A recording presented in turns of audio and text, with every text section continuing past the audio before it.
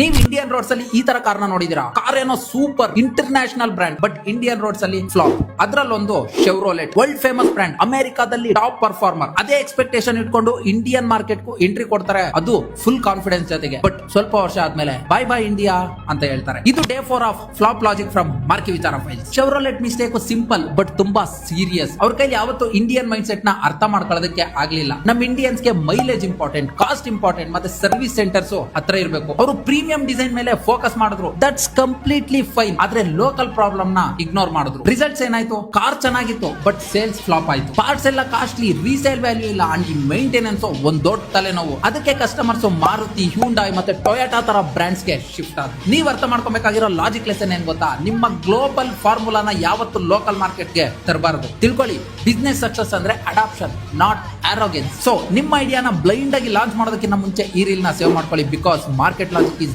Not equal to your logic. And ಈ video ಇಂದ ನೀವು ಒಂಚೂರಾದ್ರೂ ಕಲ್ತಿದ್ದೀರಾ ಅಂದ್ರೆ ಇವಾಗಲೇ ನಮ್ಮ ಮಾರ್ಕಿ ವಿಚಾರ ಪೇಜ್ ನ ಫಾಲೋ ಮಾಡ್ಕೊಳ್ಳಿ. ಅಂಡ್ ಕಾರ್ಸ್ ನ ಜಾಸ್ತಿ ಇಷ್ಟಪಡೋ ನಿಮ್ ಫ್ರೆಂಡ್ಗೂ ಶೇರ್ ಮಾಡಿ. ಅಂಡ್ ನಿಮ್ಮ ಫೇವರೇಟ್ ಕಾರ್ ಯಾವುದು ಅಂತ ಕಮೆಂಟ್ ಮಾಡಿ. ಮತ್ತೆ